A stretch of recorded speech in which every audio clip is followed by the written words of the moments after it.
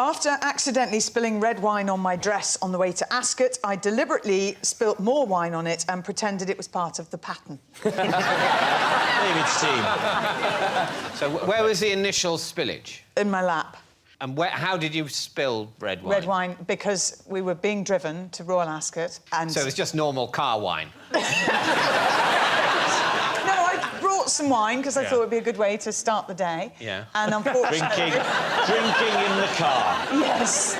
And I couldn't turn back because I was meant to be presenting a trophy. Did anybody comment on it during the day? Actually, somebody told me they thought it was a rather... how very modern, someone said to me. I said, oh, yes, it came from, and I named a designer that I thought was kind of fashionable. Merlot. It came from Merlot, yeah. How did you put the wine on? In a straw. A straw? Just taking a... Yeah, just take a mouthful... You drink your wine with a straw? Well, I was trying not to spill it on me, but it didn't work. That's a horrible image, isn't it? Oh. Clare Balding, 10 o'clock in the morning, on the way to the races. What? I'm presenting? No, I'm not! Oh, bloody heck. Here's a favour, pull all that on me dress up. OK. Just about If you were drinking the wine from a straw initially... To try not to spill it on myself. How did you spill it? Unfortunately, didn't get the straw back into the bottle. Why did you remove it from the bottle, having put it in? I don't know. Because that's the thing. When you put a straw in, that's just... You then leave the straw. You don't say, OK, now... Listen, it doesn't reflect well on me. This is a day I would rather have forgotten. But this also must have been a special straw that you have, because it must have been long to get to the bottom of the bottle of wine. So you Well, I brought your didn't want to drink the whole bottle, Fred. I'm telling me it's a full bottle of wine with a straw. This is getting worse. I thought it was a miniature. Bottle, like your little, you know. Oh, that's better. I want the...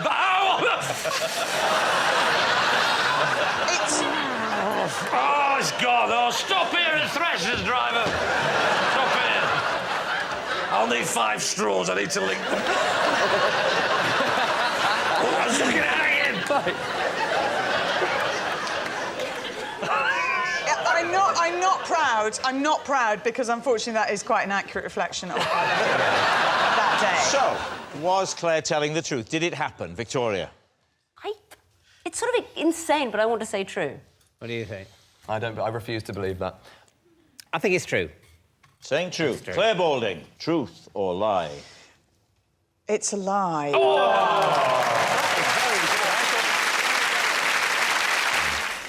The first time I went to Germany, I knew only one German phrase. And bizarrely, an accident occurred which required me to use it.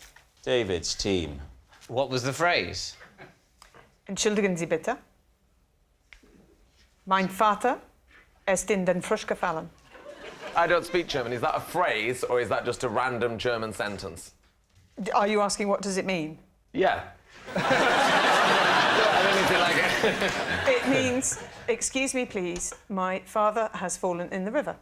That well-known German phrase. Had your father fallen into rivers elsewhere for you to learn that phrase? No. Was he like a serial... River, no. But why would you learn that phrase unless you had a habit of falling into rivers before you went to Germany? You thought, I better just check that out. So you, total coincidence. I think I learned the phrase, my father fell in the river. Yes. You went to Germany and your father fell in the river. I think I read it. Yes. You see, I think I read it. I decided. I don't know about you. I'm going early on this one. So what happened with your dad, and who did you say that phrase to? Were you just shouting it from the banks? No, we were skiing, and he skied off. He was going off piste, and he skied into a little river by mistake. What is the German emergency? Is it 999? That could cause all sorts of difficulties. Because they're saying in German, do you need help? And you'll say 999, and they go, forget it. And then... I didn't. But when you dial 999, Lee, do you then say to them 999? No.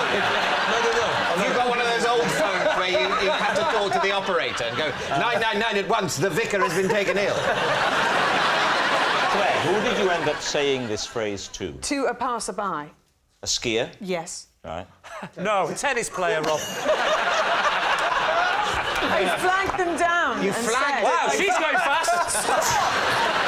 So you spoke to this passing skier, who was just another holidaymaker, another skier. What happened? Well, luckily they were English. Ah. So they had no idea what you were saying. No, absolutely no idea. So you spoke to them, and then what happened? They helped me pull him out. Right, But then okay. all evening I was able to say that my father had fallen in the river in German. Right. What are you thinking, Nick? Well, I think that you would have just initially said help if this was a true story. You wouldn't have been like, let me just remember this very weird German sentence. I'm not sure, but I find it hard to think ill of Clare Balding. I think she's telling the truth. Oh. No, if she's lying, it wouldn't reflect badly on her character if she was lying. It's It would. Even within the parameters of this game, I still don't think she would. So, what are you going to say? lie. Lie for me. True. True, absolutely. I think lie. You're saying lie. OK, they're saying it's a lie. Claire, truth or lie? Would I? It's true. So please welcome this week's special guest, Greg.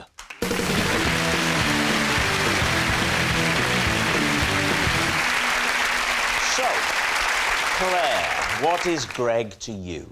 This is Greg, and he is the RSPCA officer who came to my aid when a squirrel climbed into my handbag and wouldn't get out. Rob Delaney, how do you know Greg? Well, this is Greg, and we once stayed up all night together, holding on to a fence when a game of who can hold on to the fence the longest got out of hand.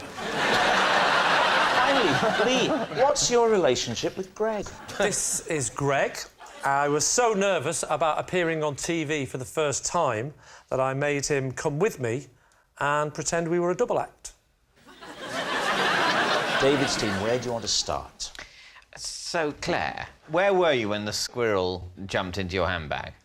I was filming in Devon for Country File, and I was doing one of those links, you know, when you walk along the cliff top, essentially, and I'd left my bag under a tree, and sometimes there are little sweeties left in it, and I assume that is why the squirrel got in it. Yeah. You know when you get those selection chocolates and there's some, the topics that nobody likes? I think I'd left, except unless you're a squirrel. Yeah. Yeah. In which case, Well, it's the one thing they say about squirrels, they're not fussy when it comes to Quality Street. So as you approached the bag, what Yes. did you see? How were you alerted to It this? was moving. And what did you do then? Did you continue to approach? Yeah, I thought there's something in my bag. And then when I got close, I thought it'll jump out because I'm near to it, but it wouldn't. Yeah. So you're approaching the bag, Claire. Bag is It's moving. moving about. You know Yes. there's a squirrel. You continue to approach. Yes. What happens then? The squirrel's doing its thing and Continues to probably, rummage. Yeah, going through my diary. My Helping phone. yourself to a strawberry cream. Yeah. You know, I don't know Yeah. why people are so fussy. The cameraman said, "Don't touch it because you might get bitten," and he said, "We'll call the RSPCA. They'll know what to do." Had you tried shaking? Had you tried tipping it upside down? No, because all my I've seen stuff's women do in that my- to get things out. No, not if you've got earrings in the bag as well, in the middle of a field in Devon. You're not going to do that. That's a great image of the squirrel wearing the earrings and reading the diary.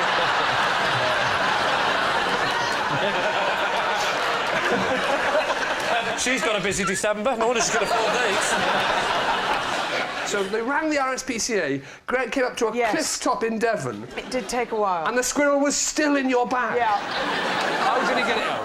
How did he get the squirrel out As of it the bag? happened, I think the squirrel had probably had enough by then, so he didn't even have to do very Oh, much. the squirrel came out of his own accord? Indeed. As he approached the bag. All right, David, what about the others? OK, Rob, a fence holding on contest Yes. that got out of hand. Yes, You said all night, Rob, was that right? It went on all night, the fence holding... correct. Are you standing on the fence and holding... Are you No, we're standing on next the to a ground? fence. We're standing next to a wooden picket fence, touching it. Touching. And where were you? We were in Pittsfield, Massachusetts. One of you said, I'm not saying it's boring here in Massachusetts, but who fancies holding onto that fence all night?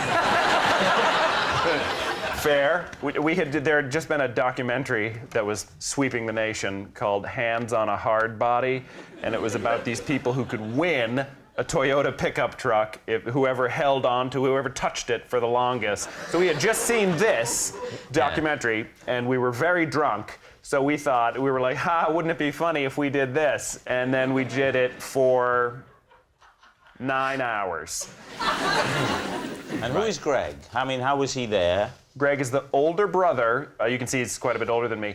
He was the older brother of my friend that I went to college with. Did you learn a lot about Greg? More than I'd care to know. Could we have 5 Greg facts? Opened his own bakery. Let's see. That's the big one. Who won? We agreed at 5 o'clock in the morning that we were both winners, and that as 5 a.m. approached, So you started this at what time? about 8 p.m. You started that at 8 p.m. That seems very early to start a fence-holding game. Yeah, it's quite early to go that strange. Yeah. Yeah. When did you started drinking? 4 or so in the afternoon. All right, maybe. Yeah, I mean, OK, now what about Lee? Okay, Lee. Just remind us of what it was that you said. This is Greg, and I was so nervous about my first TV appearance that I made him come along with me and pretend we were a double act. What was your first TV appearance? It was on a programme called Pump Television. What's that? It was a sort of magazine sort of type show. It was a bit funky and happening. It was like the One Show, but for people that are allowed out in the day. And what were you doing on the show? Just being interviewed. It was Reading Television, and I just won a competition for new comedians up in Edinburgh. What year was this? 1995. But you didn't win in Edinburgh till 1997. Oh, that's right. Sorry, I've completely messed up the story. I went on the show, Pump TV, to tell them that I could predict the future. You know, you said to us that you were a double act. What sort of a double act? So I rang up and said, oh, sorry, I'm actually... I do a bit of double act work as well. Can I bring my double act partner on as well? And they said, yeah, fine. What does your double act partner do? And without thinking, I said, he's a juggler. What happened when you got there? Did he have to get there and juggle? Well, this is the thing. There's another twist to this story, because obviously... Is the other twist to this story there's a complete lie? No, that... I don't think that'd be a twist. So he comes on the show, and I tell him fairly last minute, I think with maybe an hour or two's notice, oh, by the way, I may have told them that you were a juggler. So now he's panicking, isn't he? So what does he do? Because he thinks he's going to be asked to juggle on the show, and he can't juggle. Yeah. So he bandaged his arm up. So thus he wasn't... If they said, can you juggle, he can say, I can't, I've hurt my arm. So all the way there in the car, you're not talking about why you're driving all those ways? We didn't drive together. I couldn't. He'd injured his arm juggling. No, that's not right. That's not right, is he? No, I'm starting to think. No, I met him at the studio because he actually is from Reading. That's handy, isn't it? That was good. Was there any other guests on the TV show? I can't remember. I think there was a person who had a dog and the dog did something. Yeah. There was a bit of... It's a magazine. Or maybe he actually didn't have a dog, but he just persuaded the dog to come on because he was nervous.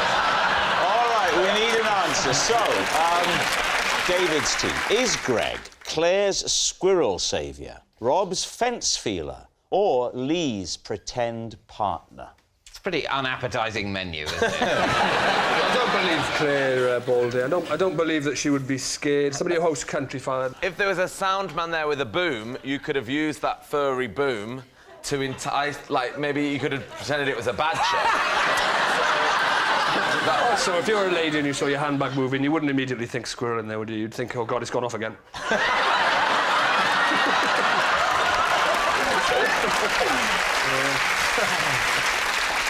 What about Rob's story? There was a lot of detail with Rob's fence-holding story. I like Rob's. It could very well be true, but... I think so. Greg's hands were made for holding on to fences. So you think Rob, Yeah. who do you think? I think because Lee so rarely sounds plausible, I think it'd be nice to give him a little go. I think that when Lee went on Pump TV in 1995 with an average viewing figure of 14, he was too nervous to go on his own. I do. Yeah, I think Rob. You're going to say Rob Delaney. That's what we're going for. Yeah. OK, so, Greg, would you please reveal your true identity? My name is Greg, and I pretended to be in a double act with Lee.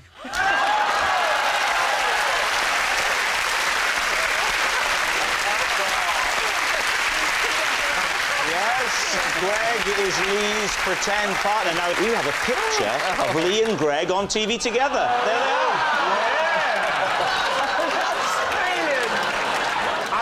see Greg in the picture. Taking you 9 series to get Who's the really skinny fella? Who's the 70-year-old man who's done it? I'll tell you what, David. Coming from you, that is rich. It was It is true, Greg. I was very thin. I was 9 stone, though. I was a skinny lad. Blimey. Good Lord. But we've made great advances in medicine and he's here with us today. Thanks very much, Greg. Alex is first up tonight. Right. After a wild party to celebrate our 2000th episode, I slept the night on the one-show sofa. Pleased to. Oh. When did the one show start? What year? I don't know. Oh. Are you like the Khmer Rouge? Nothing existed before you turned up. Did anybody join you? Oh, hello. And slept there? The sleeping bit. Sue Pollard, I can't tell you that. Nothing like that. No, I was just wondering if they wanted to keep you company in case you forgot to wake up for the next edition. No, so I'll tell you what it is. I'm a bit out of practice. I was excellent at drinking before I had the children. Right. But since the children, I'm not as good. Right. So actually, I'd fallen asleep at the end of the party. Everybody was still milling around. They just put a blanket over me and left me there. Paint a picture for us, Alex. Who else was there? I'm imagining it was a starry affair. No. Well, you can't invite one guest without all of them. Can you imagine how many people would have been there, Rob? Over 10.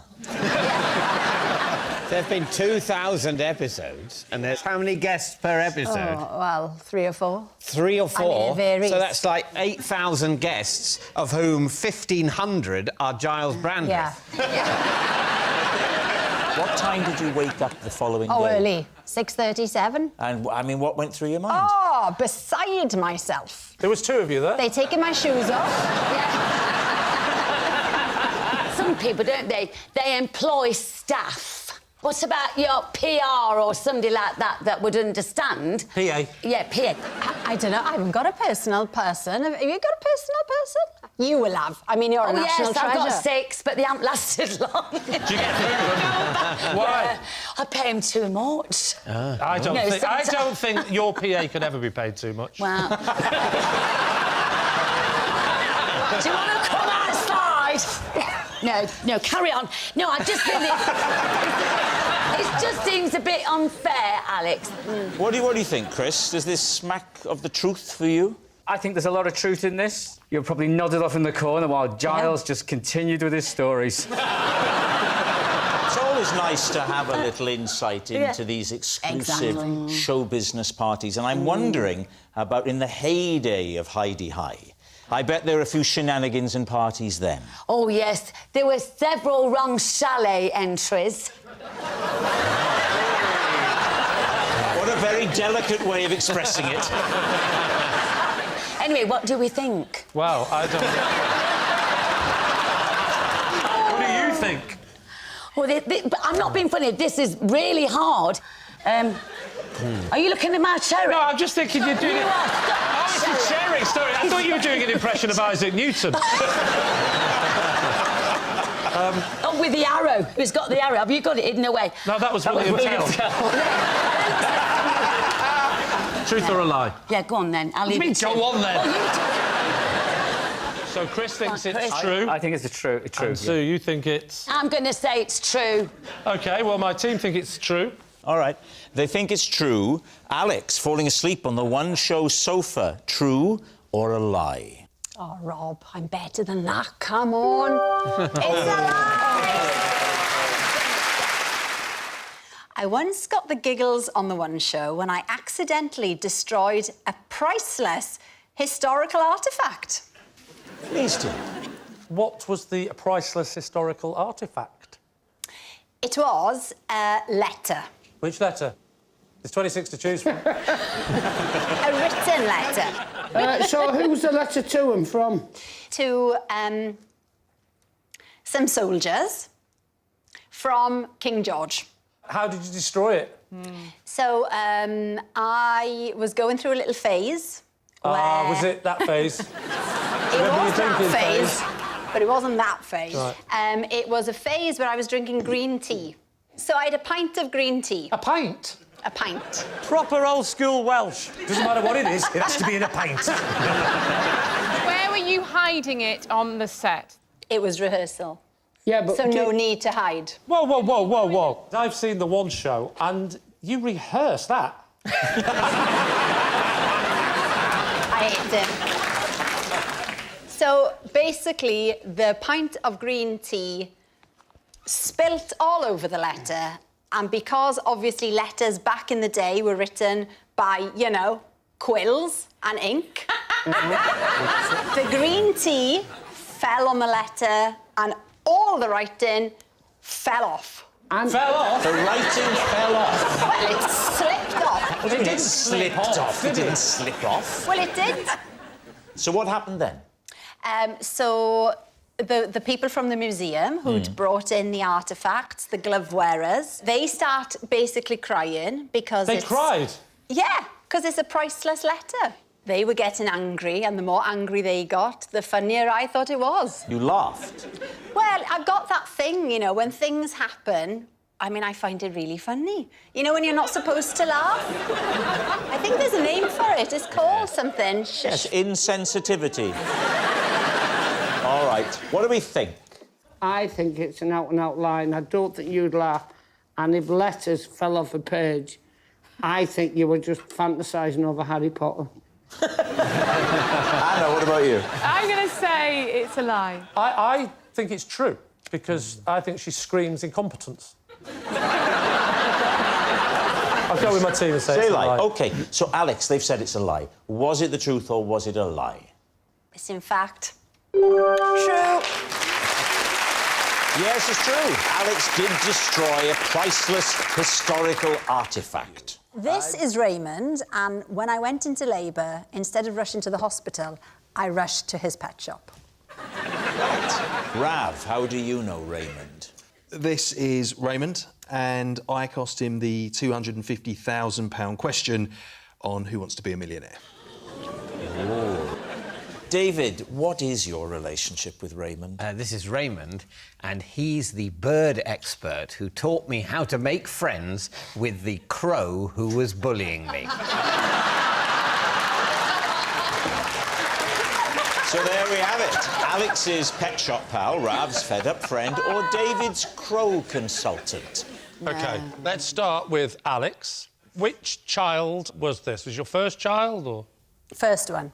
I was having contractions, and it was time to go to the hospital. I'd put it off, but as we were about to leave the house, I saw my hamsters. Right. And they didn't have any of the chewy sticks that they loved left.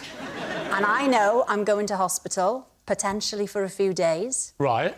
So I thought I'm going to have to stop by the pet shop to get some new sticks. Well, you have a husband. Yeah. You know what the next question is. Why didn't he go and have the baby and you go and get the sticks?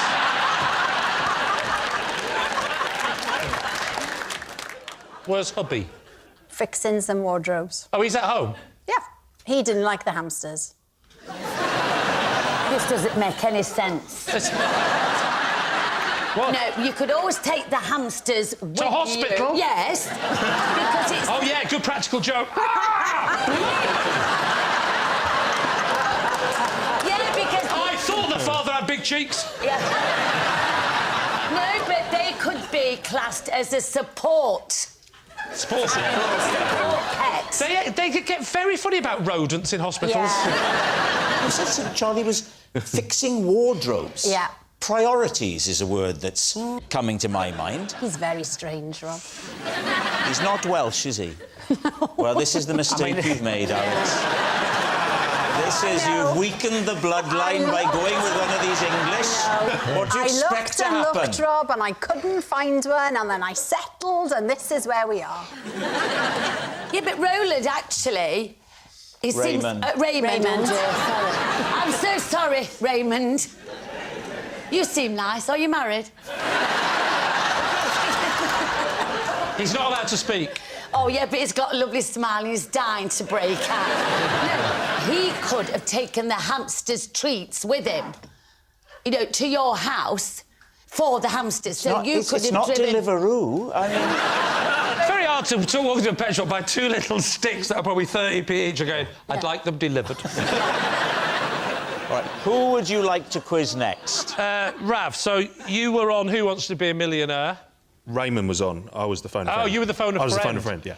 Was it the celebrity version of Who Wants to Be a Millionaire? No, it was just the normal one. This is years ago. Years and years So this was before your television days? Yeah, I'd never been on telly then. But also, I think even in the celebrity one, it's the people on that are the celebrity, not the people... Because it's not getting the best out of a celebrity, it's just having them on the phone. Are you still friends, though? He forgave you, I imagine, for that one almighty upset. You could have changed his life forever. He'd be able to give up the pet shop. And the boys, yeah. And indulge his love of birds. Yeah. How did he, Rav, how did he react when this happened? So it's actually really awkward because I haven't actually seen him since then. Well, I thought you were friends. We were. And he fell out over this? Yeah. So... I've sent a few texts and that was it. This is the closest we've been. What was the question? It was, who is the first director to win 2 Best Director Academy Awards? And when they phoned me, it was a 50-50, so there was only 2 left. And who were the options? Steven Spielberg and Oliver Stone. Imagine I'm phoning you, Lee, and they've asked me that question. Lee, it's Rob. Hi, Rob. Hi, I'm on Who Wants to Be a Millionaire, and I got to phone a friend. David wasn't in, so this is the question, right? Who was the first director to win 2 Best Director Academy Awards? Now, the choices are, and think about it, Lee, Oliver Stone or Steven Spielberg. Yeah, sorry, Rob, you said the choices are... It's actually the options are. You only have 1 choice, you have 2 options. Sorry. Sorry, Rob, have we run out of time? Bye.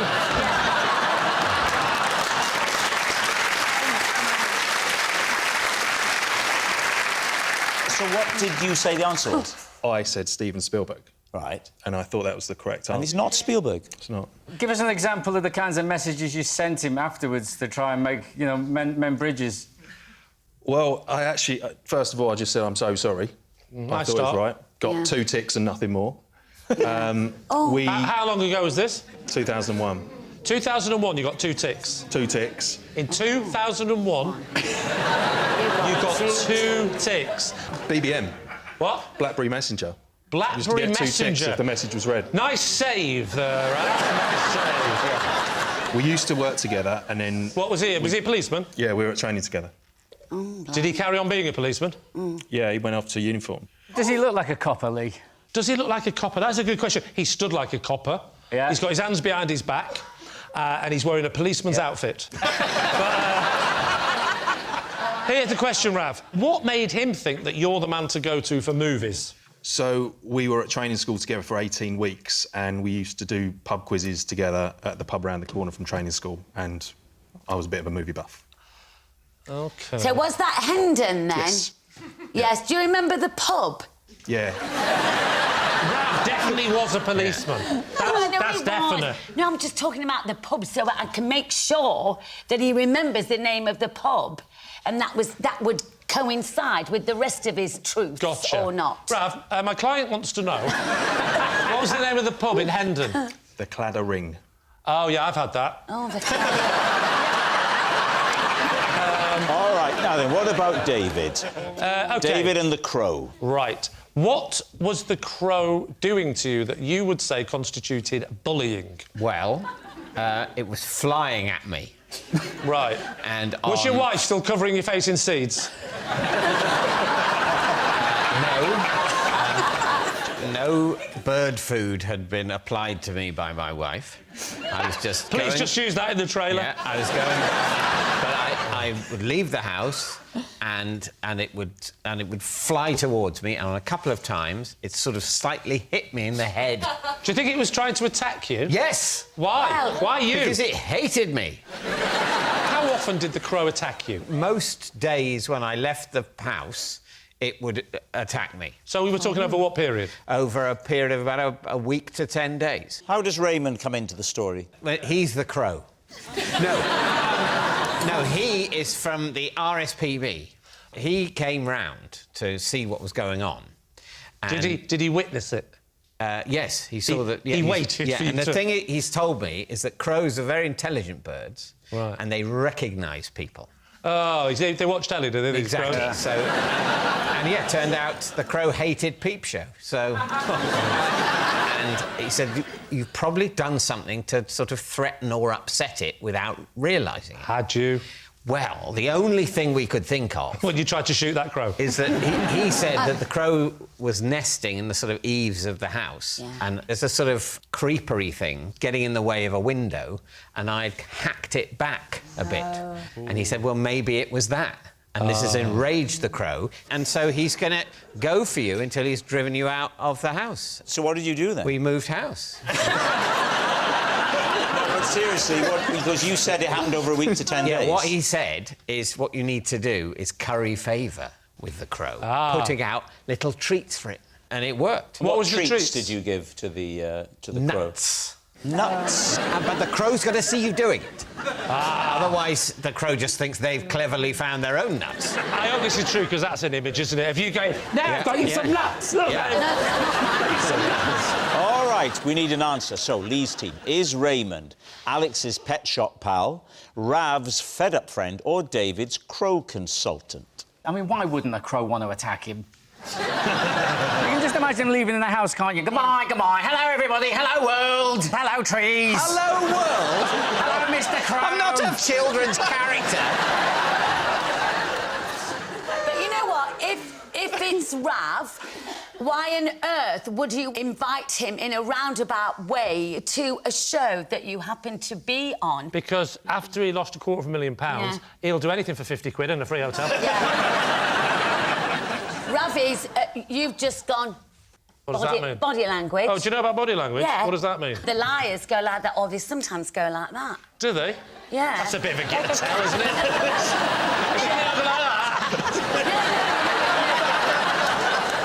What do people who are telling the truth do, Sue? They just look it in the eye steadfastly. Yeah. Right. And really, look at that, you see.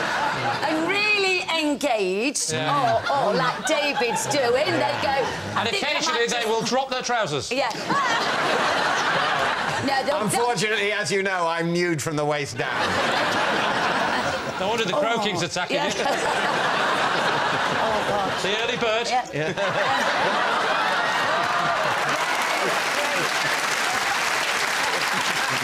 OK, Lee, time to go for a guess. I think it's feasible that it is David. You're going for David. Chris, you're going for... Raymond. No, Rav. No, he's not allowed to speak. What are you saying, Lee? I think it's Rav. So you're saying it's Rav. Raymond, would you please reveal your true identity? I'm Raymond, and Alex came in my pet shop while she was in labour.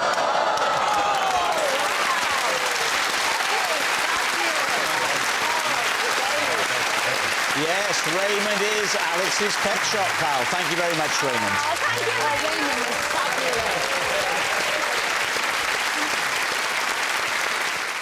On a recent trip to the zoo, my bag was hijacked by a one-armed monkey. Lee. What zoo was it? London Zoo. And which arm was it? The left was missing, right intact. As you look at it, or from the monkey's perspective? His left was missing. OK. And why was it missing, Al? I don't really know. I mean, we were merely visitors in the zoo, Stace. I didn't know the backstory of the monkey. No, I accept that. Who is we? Me and my husband and our little boy. Your little boy. So you've gone for a little family day at the zoo. Yeah. And aren't monkeys usually behind cages or behind glass? Well, they are, apart from when you get to the rainforest section. And in the rainforest section, there are birds, there are monkeys, there are sloths. It's a free-for-all.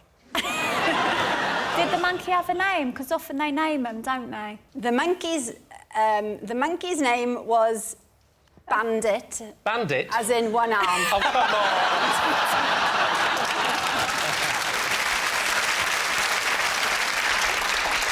What sort of monkey. It wasn't a chimp, was it? I'm not David Attenborough, I don't know. But Excuse me, a chimpanzee, even though it looks like a monkey, isn't a monkey. Well spotted. I deliberately said that. Even though a chimp is totally, in every meaningful way, obviously it's a monkey, it's not a monkey. You know, it's a special place that's been made by biologists for pedants to reside, so that whenever anyone refers to a chimpanzee as a monkey like you did, then a pedant like me says, oh no, a chimpanzee isn't a monkey, and I've started to hate myself for that.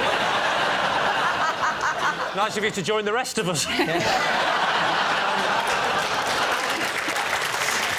What happened? I'm pushing the pram. Said monkey travelled from a tree and landed on the pram.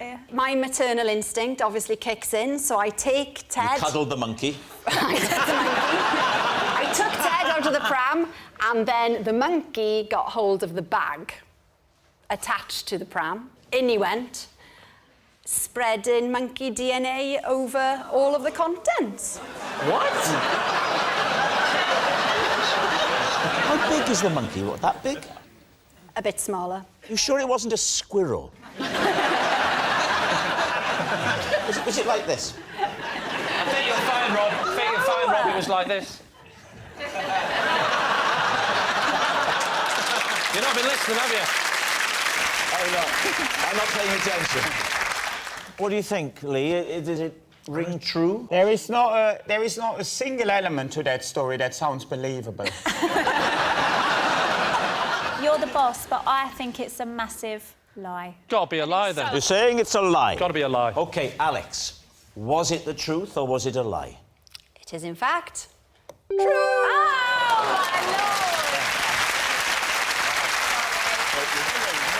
Yes, it's true. Alex's bag was hijacked by a one-armed monkey. And look, we have a picture. That is the monkey in the bag at the time. That's terrifying. I can tell if someone is a good dancer just by the way they smile. David's team. Alex, look at me. Turn your head a little bit.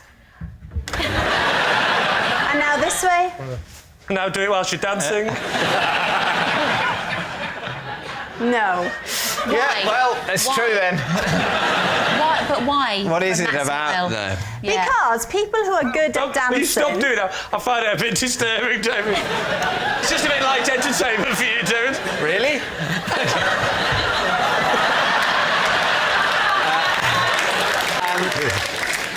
What is it? Yeah, what it's about? People, what do you look for? Well, people who are good at dancing will look naturally smug. What are you saying? Now, you're putting on a smug face. No, he's not. And people who are good at dancing have shorter teeth than you. It's just something about dancers. They seem to be a little bit underdeveloped in the tough area.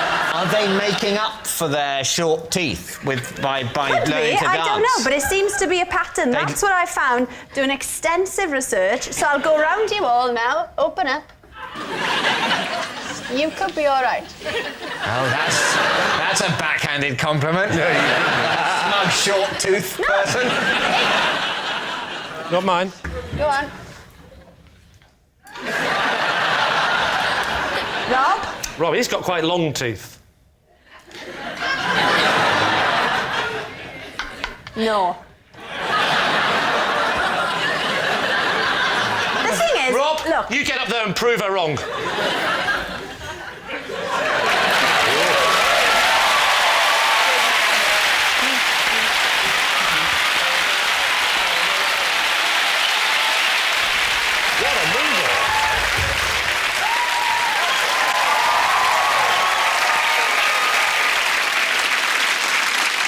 I just want to say, Rob, I've got a lot of respect for your commitment to the show. I mean, I'm no Bruno or Len. I'm no Bruno or Len. Hasn't she got a stupid voice? You're now taking them...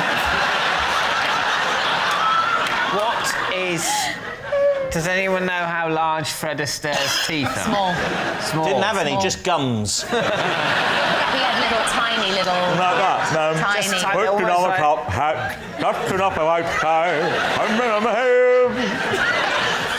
So, So what are you going to say, David? Mel, do you think it's true? I think it's the sort of claim that Ms. Jones would make. It's not scientifically proven. Oh, you don't say. I think it is the sort of thing she She's believes claimed it. She's not saying it is. No. Yeah. Do you think it's the truth? The truth. The truth. I think we think it's true. You think it's true? Truth. Yes. Alex Jones, was it the truth, or were you telling a lie? Don't be so ridiculous. It's a lie! Yes, it was a lie. Alex can't tell if someone is a good dancer by the way they smile. The first time I used eBay, I accidentally bought a canoe instead of a handbag. David's team. Well, how did that error occur? Well, back in the day, when eBay was pretty new, I thought I'd have a little go. And I quite like vintagey stuff and old clothes, although when they delivered, it's not quite as good because they always smell a bit musty and have an air of dead people. But I like the idea. Yeah. Did you get that from eBay? Was that you? Sorry, carry on. So I was scrolling through, as you do, and saw a lovely clutch bag. I know I've lost you all already, haven't I? A clutch bag. A clutch bag is a little bag For that keeping you the clutch. pedal from a car in. You have an accelerator bag and a brake bag. So what are we saying, Alex? You saw a clutch bag, you were miming putting the clutch bag under your arm to get into it, and then you pressed canoe by accident. In fact, in the modern computers, they've taken the canoe button off the keyboard because this kept happening. OK, you're looking at eBay. What I'm happens scrolling next? through. Right. It started off at 99p. 99 pence, John. Are you in? for a vintage bag. Yeah. You're in. Anyway. Next thing you know, £14. I'm thinking about pulling out. Yeah. Because that's quite a lot for a vintage bag. But anyway, on it went. Yeah. £32. And you're still bidding? You still in, John? No, I wasn't even in when it was 99. You were wrong about that. You read me wrong there, Alex. I don't know what my body language is telling me. OK, so the price is going up. You're tracking, that's what they call it. £32. You're tracking the bag. And I think it's a good time to go to bed. Yeah. Leave it. Next morning. Yeah. Email on the laptop. Congratulations, your bid was successful. You have bought a second-hand red canoe. It's quite a jump, isn't it? Yeah. Do you think that's a terrible story? There's some fella whose boat was going down. He says, don't worry, I've got this covered. Tried to squeeze a family of 5 into a vintage handbag. So you emailed the canoe man saying, instead of the canoe, could I have the clutch bag. handbag that looks like And he said, I haven't got a clutch handbag to offer. Yeah. And I said, well, you've lied, because I bid on a clutch handbag. Oh, so do you think he was luring people in by putting photographs of vintage handbags, which people then bid on and bid on, bid on, whatever they pay, whatever the handbag looks like, they only get a canoe. Maybe 7 times out of 10, people make do with the canoe.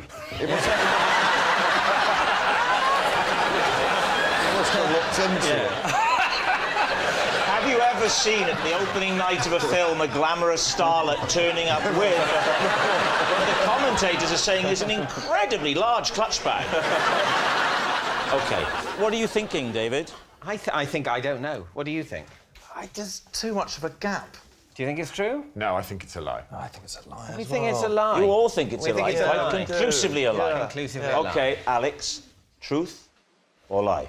Silly boys, it was, in fact, true. Well,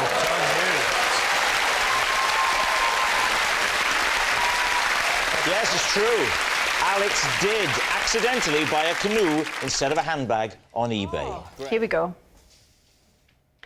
I once lost Julian Lloyd Webber's cello because I was chatting up a parking attendant. Well, David and team. A lot of factors there. Lot of factors. Why were you in possession of Julian Lloyd Webber's cello? Because He had lent it to me.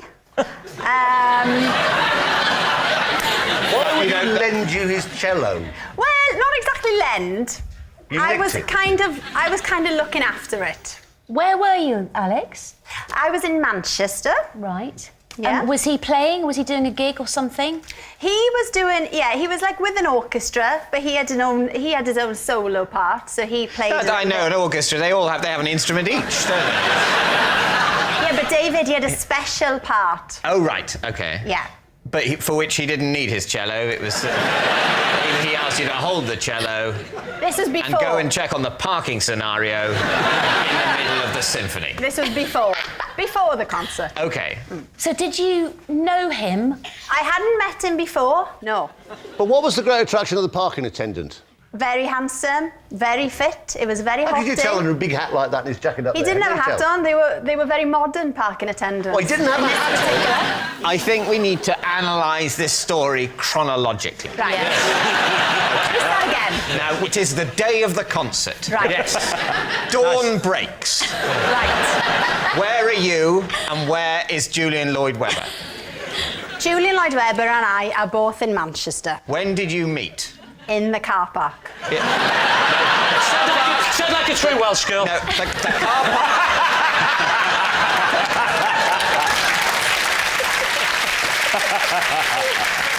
I'm afraid the car park is not an acceptable answer to the question, Right. when did you meet? Right. Because the car park is a place, not a time. Let me set the scene. Okay. So, I'm in the car park with the car park attendant. Of course you are. Yeah. The car park attendant is just there. He hasn't got a hat on. He's not that official. He's just generally hanging around the car park, all sexy. He's just hanging out. Yeah. What's he wearing at the time? Has he got anything on? Is he naked? He's got jeans on and a t-shirt. Jeans and a t-shirt? And an This is just jacket. some guy. Some bloke. He's told you he's a on. car park attendant because he No. wants to sound important. Is that important? Yeah, it's the sexiest thing you can say. Everyone knows that. Julian Lloyd-Webber walks in with his cello. With his cello. Which weighs about 4 ton. No, they're not that heavy. Well, Chris. no. They're not that heavy. And for someone like Julian, who's probably got a bit of sinew and bicep because of all his playing, it would be very light. Yeah. It's not That's going how to feel they heavy. pick cellists, isn't it? They Yes. pick the ones that can carry it. You can teach anyone to play it, but it's the carrying it that's the trick. Exactly. He pitches up. He's on his phone. Yeah. Oh, while carrying the cello. Yeah. What a guy. Were you trying to get off with the car park man because you wanted to not pay for your own parking? It's difficult to know if you're a car park attendant whether any relationship you're in is genuine. Is it me or is it just for the free parking? Exactly. Did he just hand the cello to you with a nod like that while he was on the understanding that you would know what he meant? No, he'd put it down on his side and then just went.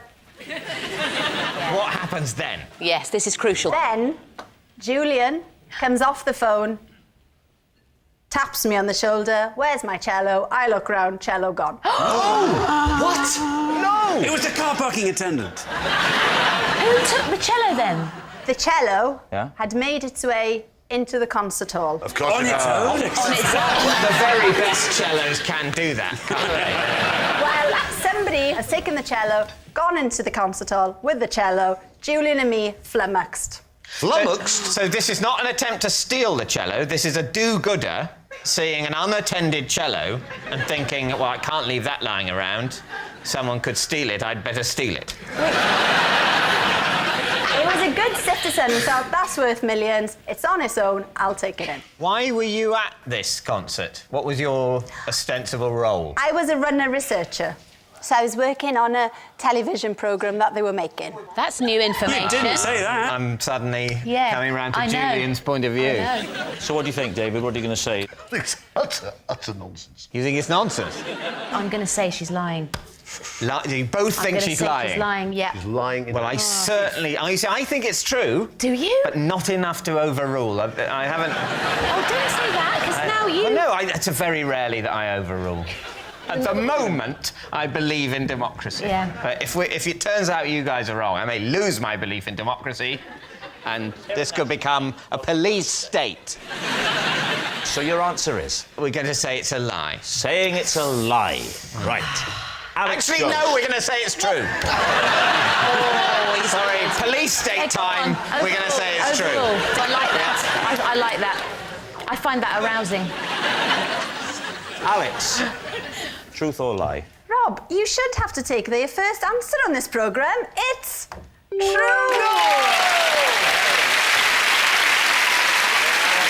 Yes, it's true. Alex did lose Julian Lloyd-Webber's cello because she was chatting up a parking attendant. I have told my children that every time they lie, a puppy dies somewhere. Now you've used this line on the children, has it actually stopped them from lying? Well, it certainly seems to have done. Yeah. Because they do care about puppies. Yes.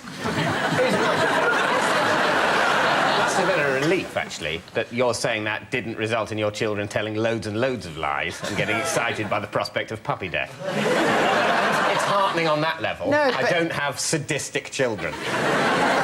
But it's also bad advice, because what if a dog goes to attack them and they tell a lie and the dog still gets them? Actually, it affects the nearest. The nearest dog will die. So you just... You know. Well, statistically, you'd hope via osmosis the lie will kill... Essentially, you tell the lie, dog death spreads out from you till it finds a dog, the dog dies, and then the wave of dog death stops. Can I just ask Joe, why a puppy and not a kitten? She's not sick. It was a difficult decision to make. It was a toss-up between a kitten, a puppy, and their dad. And kind of puppies are the sweetest. What is your verdict? My team say true. You're saying true, yeah? OK, so, Joe, is it true? It's a lie. It's a lie. Right. Once on Christmas Day, I was forced to hitchhike my way home and was picked up by 4 different drivers. Please do. Where were you going from and to? I was going from London down to Hastings. How old are you? I was about 17 and a half. And because nothing was running on Christmas Day, or you were skint? No, what happened was I was meant to go home on Christmas Eve, but I missed the last train. So you started your journey in London? I did. And how long did it take to get picked up? For the first bit? Not long, actually, 10 minutes-ish. And he said... Would you like to come back and have Christmas lunch with me? I'm very lonely. Seriously, he said that? Yeah. What sort of a man was he? He was a gay man in his mid-70s. How far did you go with him? No. I mean, how far on your journey did you go? I think he drove me about 10 miles, right. something like that. So that's the first person. Yeah. And then, do you remember the second one? A woman. Yes. Who picked me up round about the Eltham area, I think. I like a euphemism early on in the show. We've all been picked up in the Eltham area, haven't we? Actually, you're more accurate than you realise. She actually did make a pass at me. This is 2 now? Well, she said, where do you want to go? And I said, down to the coast, please. Oh, my God. Did she go down to the coast? Well, what she actually did was she put her arm round my neck and tried to kiss me. She did. What had led her to believe that this was a possibility? What had happened? The mistletoe on the wing mirror. Yeah, she tried to kiss me. I opened the door and got out of the car and ran away. Ah, so that explains the second story. Right, now get to the third one. The third guy was deaf.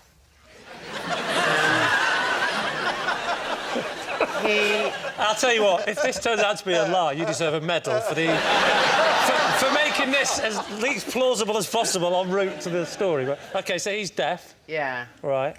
And so I had to write down where I wanted to go. And you said Hastings on the card? Yeah. What did he say? He didn't say anything. He just started driving. Oh, that's a bit menacing, isn't it? He didn't look scary. And who was the fourth? The fourth was a farmer. He said that he was fed up with his family, so he took me all the way to Hastings. So he's having a bad day on Christmas Day and decides he'd rather drive you to Hastings. Well, he said that he told his wife he was going out for a paper. It's the end, really, because he dropped me off where I was going. Did you invite the man in for a mince pie or something? You know? No. You didn't even invite him in? No. Do you think that's a bit weird? I don't. I think it's the weirdest bit of the story. He's given you a lift all the way to Hastings on Christmas Day. He's the only one who hasn't made a sexual pass at you. He's been entirely honourable. Just give him a little bit of a mince pie and some brandy butter. So what do you think? There's a lot of detail in there. I think it's not true. Based on? I think it's just got too many characters, like a Tarantino film. The bit I'm doubting is that wouldn't you just write on a piece of paper Hastings and hope someone's going to Hastings rather than anyone going sort of that way and I'll just keep getting out and getting out? Have you ever hitchhiked? You sound very idealistic about it all. I'm not getting in a car until I go into Hastings. I don't care what day of the year it is. Hastings, no. Paul does have a point. That's not how it works. You just go a little bit, and then maybe... And that's part of the fun of hitchhiking. It's who you meet. Don't try and pretend to me you've ever hitchhiked. I know you well enough. Getting at the back of a Mercedes once a week is not hitchhiking. I've seen it in films, though. So Ray thinks it's true. It's got to be true. OK. Too wacky to be made up. So you think they're too wacky to be made up, you think they're too wacky to be true? Yeah, I think she enjoyed making them up. So what's it going to be, then, Lee? OK, well, we'll say... be it on your head, Ray, but we'll say it's the truth. Saying it's the truth. OK, Joe Brand. Truth or lie? It is true.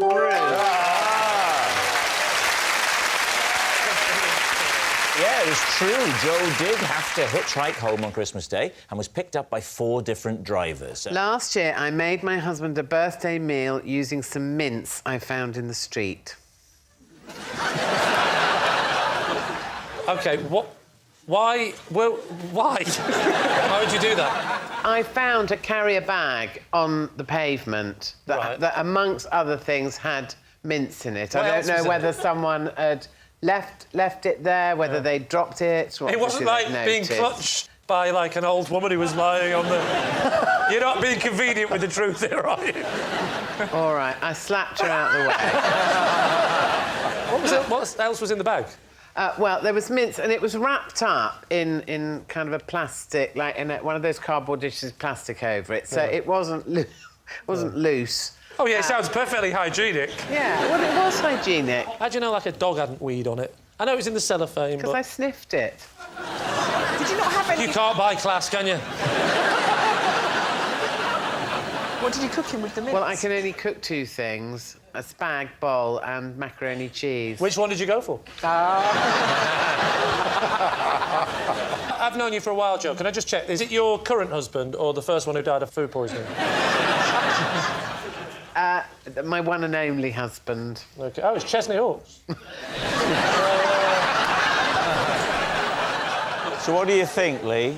I don't know. What do you think, Ray? Is this adding up? Let's say true. True? I think false. You think it's a lie? You're saying lie. You're saying true. I'm going to say lie. You're saying lie? Yeah. OK. Joe, truth or lie? It is, of course, a lie. Thanks, Rob. Last year, I ate my Christmas dinner in the bath. David's team. Why? Because we had quite a lot of family round, and I just wanted to be on my own because I was in a really bad... No, was it on a plate? That's a horrible image, isn't it? It was on a plate. Hold on. So I'm just going to picture the scene, right? You've got your Christmas dinner on the plate, and you just get up to the table and you say, I'm just going off to the bath for a bit. And the family... I don't think I announced it. Oh, you didn't? I was just so fed up with everyone. I just got up, took my dinner, went upstairs and thought, I'm going to have a bath. But didn't you find it that you got really hot eating in the bath? I could eat my Christmas dinner in a fire. Where did you put the dinner when you were running the bath? On the toilet. On the toilet. Did you allow the bath... Not with... I mean, with a lid on and a nice little tablecloth. Even so, I think it's a bit Do you? It's just the associations, isn't it, of the two ends of the process. It's like saying to the food, this is where you're going to end up, mate. We both know it. You know it, I know it. You're going on an incredible journey. Did you continue to eat your Christmas dinner while the bath was running, or did you pause in that process to sort of save it until you were nice and comfy in the bath? I had a couple of sprouts, David. Did you have like a tray that goes over the side of the bath? Yeah. You can put the dinner on, or did you have to balance it on your knees? I had to balance it. On your knees? Not necessarily.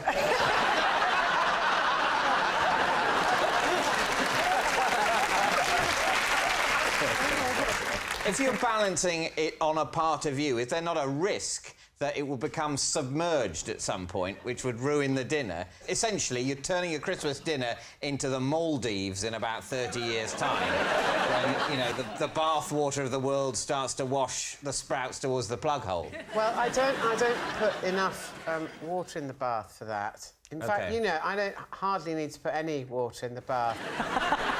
OK, what do you think, David? What do your team think? I think maybe you had a bath, but you didn't eat your Christmas dinner there. Yeah, I can believe that Jo has had baths and has eaten Christmas dinners. I don't believe she's ever combined the two processes. I think she might have done. Oh, you think she might have done? Yeah.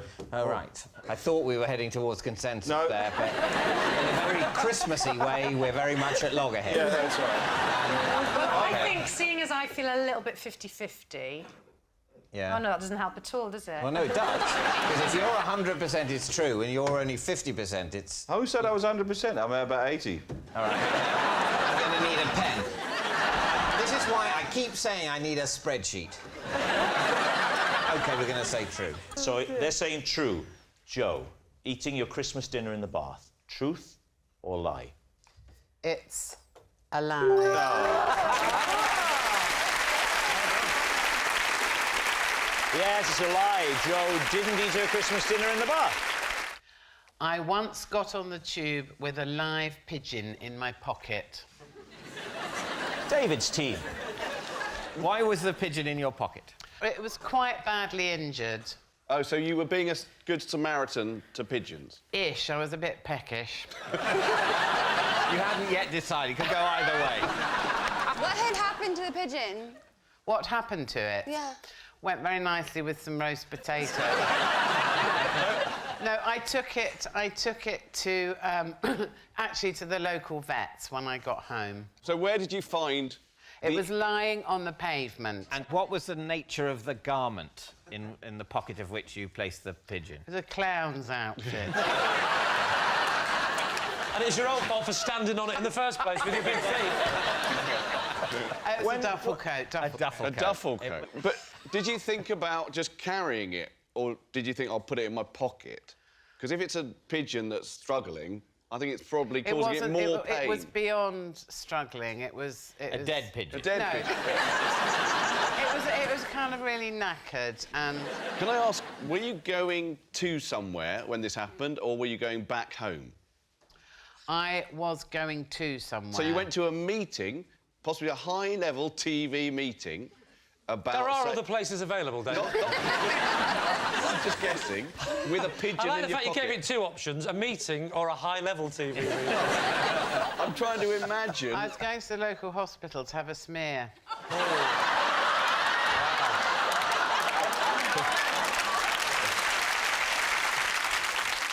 While it was in your pocket, did it start flapping? No. So it was just completely quiet, but not dead, in your pocket. Did you have some seed in your pocket? Of course she did! We all carry emergency trill. What are you thinking, Kimberly? Does it have the ring of truth for you? I think it's a lie. I've saved a pigeon before, and it was quite badly hurt. Oh, here we go. It was really flappy. Am I the only person that hasn't saved a pigeon? I haven't. No, I haven't. I had a hard time believing it would sit in the pocket. What were the circumstances for you, Kimberly? I was at my flat. My now husband was gone, and I... I'm sorry to hear that. Very brave of you to talk about it on the show.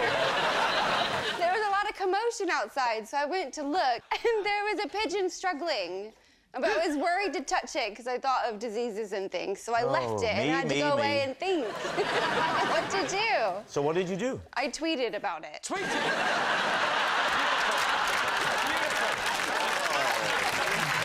Did he tweet back? Well, somebody did, and they sent a cab to get the pigeon to take it to the Wildlife Foundation to save it. I really don't believe this. So what are you thinking, David? Well, Kimberly, what do you think? You think it's true? I think it's a lie. You think it's a lie? I think it's a lie. Lie? I think we think it's a lie. OK, you're saying lie. Joe, truth or lie? It is a lie.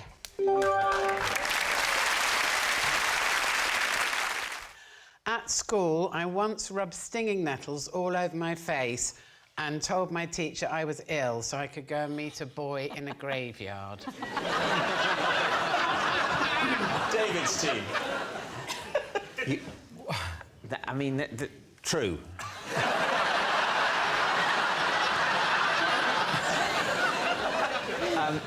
So this was a date in the graveyard. Was the boy living?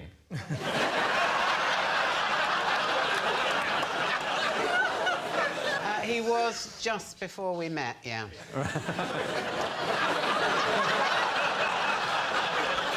And these, Joe, you say these are your school days, so we're talking about the 1990s. Now, what was the... Yeah.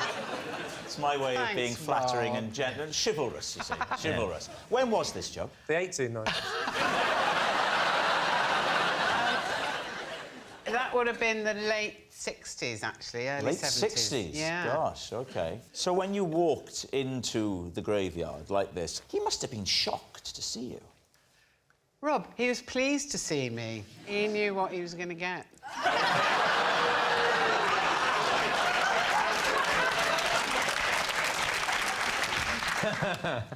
Whoa. What was he going to get? I bought him a cake. So freshly nettled, you go off, you go and find your teacher. What happens then?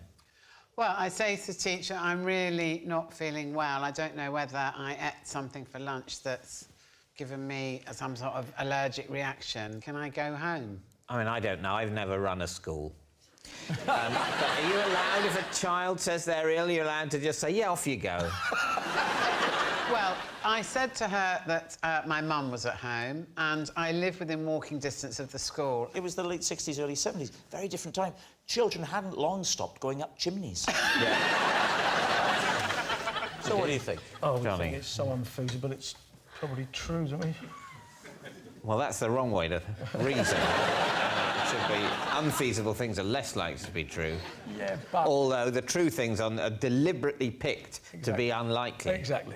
I travelled here by car, for example, never come up. That would be easy. Sorry, can I just check something here? Yeah. Why do you get a car? Yeah, it's a class thing, you know. They still shouldn't make me drive your car. Right, Joe, in the graveyard with the young man. It's true? Because it sounds so unlikely. Yeah. I still think it's flawed reasoning, but we'll go true. You're saying that it's true? Yeah. Right, Joe. Truth or lie? It is a lie.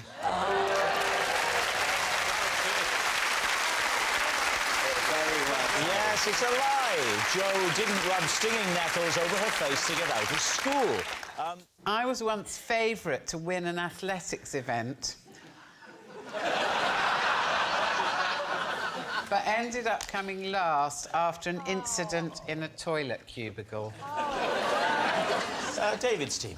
Well, right. OK, what was the athletics event? It was a javelin. The javelin, and when were you entered into a javelin competition? When I was at school. How old were you? I was about 16. And you were the favourite? I was. Why? Because I could chuck it a long way. How far roughly? Probably... For God's sake, make it less than 110 metres, which is the world record. Give yourself a fighting chance. 111 metres. No, I would say about 20 or 30 metres. Were you also good at running fast? Ha ha ha. I mean, to be fair, I think that was a genuine question. Oh, sorry. I see get you the mean momentum to running. throw it. Yeah, OK. I did actually, for a short time, hold the 100-metre record for our school. That was because I was having a fag behind the bike sheds and I heard the dinner bell.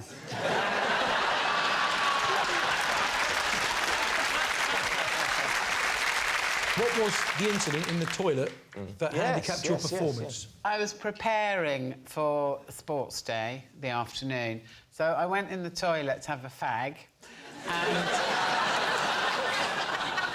I had a box of matches, and I struck one to light my fag with, didn't blow it out properly, put it back in the box, and the box exploded in my javelin-throwing hand. Oh. Wow. So this is a story about a serious burn. Yeah, so I had to throw the javelin at sports day with my left hand. Well, Johnny, what do you think? How does this strike you? I think it could be true. And you think it's... True. OK, true. You were saying it is true. Joe, truth or lie? It is true. I once ignored a fireman's order to evacuate a building because I assumed he was just a bloke in fancy dress. Please, team. OK, when was this? When I was at university in 1841. Were you the only person who didn't leave? No, I don't think so. It was a student party. It was sort of fancy dress. Oh, you were all in fancy dress? OK. Yeah. What had you gone as? I think I took a pretty easy option and I went as a Roman. Well, what were you wearing? A sheet. It's not a Roman. Oh, not a Roman soldier, just someone who's around in the Roman era. A senator, not a centurion. A Roman or a ghost? So, first of all, where was the fire? Was it in your room? Well, it was a fire alarm. I wasn't in the proper party, but I was in my room with the door shut. So how did the firefighter get in touch with you if you were locked away in your own room? Well, he banged on the door and went, "Fire service." With all due respect to your sheet, you must have been quite impressed with his costume. I was. How did the conversation go? Right, I was in my room with someone else. We were busy. Who were you? Is this how the fire started? Because I know what you're like, Joe. You like to set fire to them.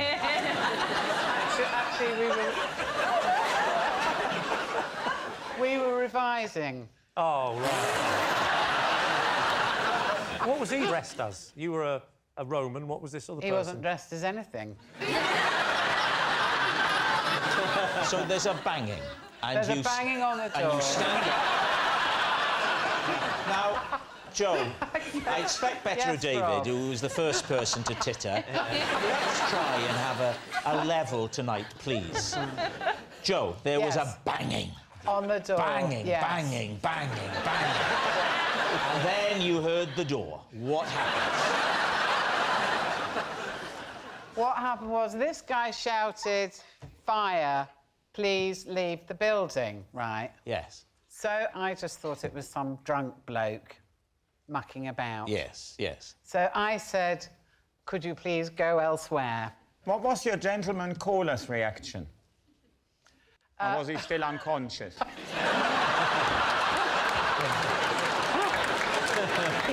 My gentleman caller was the same as me, very entertained. What do you think, Henning? Is she telling the truth, yeah? There is a few inconsistencies in that story. Like? Well, the thing about the fire, I don't believe. We can stop there, then. It's not, to be fair, an inconsistency, is it? There's nothing inconsistent about it. It's just it either happened or it didn't. It's not like a fire and I was in a lake. That would be an inconsistency. So you're picking holes in Henning's command of the English language. Yeah. Perhaps we should continue the rest in German to give him a fighting chance, yeah? Simon, what are you thinking? Part of me thinks it could possibly be a lie. You're going to say lie because you think that the story has got inconsistencies? Yeah. I'm just trying to annoy David now. I think I go with Simon. So you're going to say it's a lie? Oh, absolutely. With them kind of inconsistencies. OK. Joe, were you telling us the truth or were you telling a lie? It was, in fact, the truth. It's true. Joe did ignore a fireman because she thought he was in fancy dress. This box contains everything I need to play my family's favourite festive game. All right, so could you now take the contents out and put them onto the desk, please? Oh. Well, it's a plastic cup. Water. Pen there. Sheet of paper. Yeah. Well, it looks exciting. What you do, right, is you get up the glass. I'm a bit nervous about what you're going to do. Oh, all right. There we go. A little. You come up like with a category. A category, yes. Yes. Like. Ah! Sorry, I've got cramp in my foot. Just bear with me a minute. Like diseases of the knee. Keep thinking.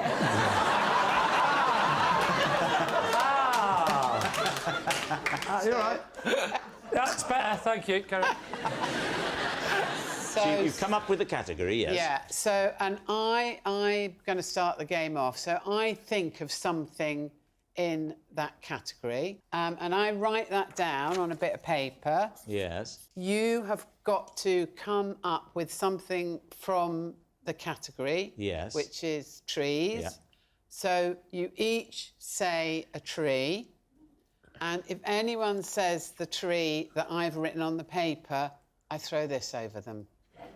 Oh, let's play it. Let's play it. We'll give you a category. The category is things you might find in a Christmas dinner. So food items in a Christmas dinner. Right, now fold the paper up. Don't let them see it. OK. OK. Now, Joe, Lee and Joe Swash are your sons. They've come home. No. They're back from the youth detention centre. Would you like my friend Robert to play? Yes. Rob, my mum says you can play. Thanks. You can come in and have a play. We're all playing the game. Oh, hang on a minute. No, wait a minute. I'm being told that my desk is not waterproof. Oh, yeah. But you're... No, seriously, but this is... Oh, hang on, yes. Sorry. Now, my desk also. I'm so sorry. I'm sorry, I've just been told my skin is soluble. I'm telling you the truth. That's what they're telling me. So remember now, boys, the category is things in a Christmas dinner. Get ready, here we go. Let's get the tension. Sorry. OK. Yeah. Lee Mack, something you'd find in a Christmas dinner. OK, I'm going to go for a... not roast. Ooh. Oh, the tension there when she said That was, it. yeah. Wow. OK, Joe Swash. A Brussels sprout. Oh, it's back to Lee. This is unbearable. Absolutely unbearable. I'm going to go for a carrot. Ooh. Oh, Joe Swash. Pigs in blankets. Oh, Lee. Double look me. Turkey. Oh, the Joe Swash. This is an unbelievably stressful game. Yorkshire pudding. What are you talking about? That's not allowed. I have Yorkshire pudding in my Christmas dinner. No, this is... Yes, No. only because it's set the sat-nav for Brussels sprouts. Gravy. He said gravy as well. Gravy. He said gravy. Lee Mack. Gravy. Cranberry sauce. Joe Swash. Bit of turkey. He said turkey. He said turkey. OK, I'll go with some carrots. He said carrots. Right, I'll go with some stuffing.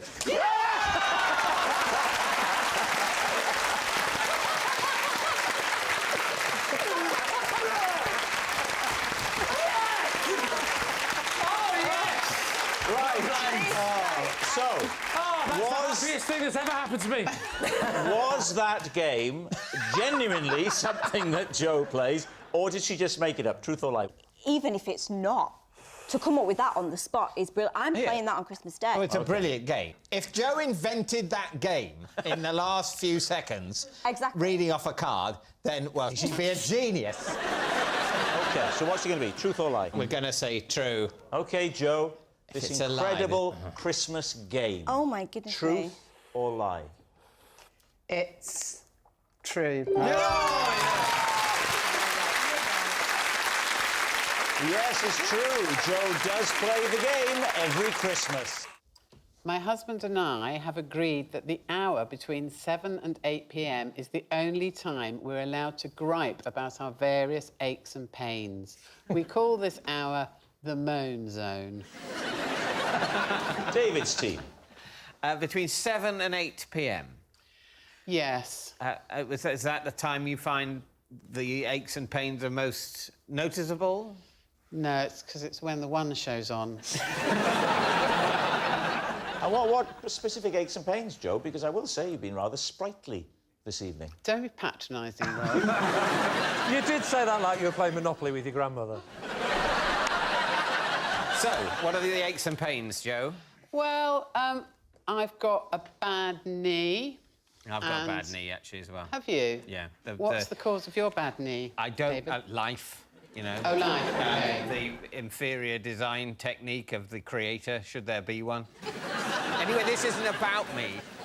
Joe, what happens if you moan outside of those hours? Like, do you have, like, a moan jar where you... No, the other one can say anything they like to the other one to shut them up. Oh. Including the C word. Coco.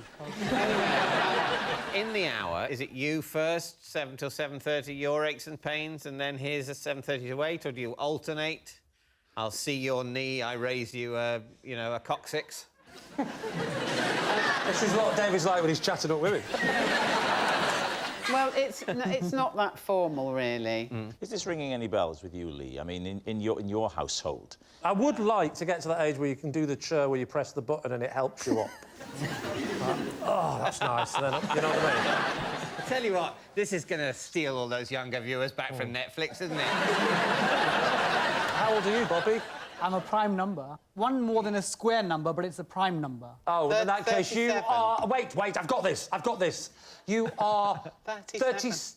Yeah. Oh, you are a prime number? I am a prime number, yeah. 37. Yeah. There we go. Yeah. Yes. I mean... 10 points Gryffindor.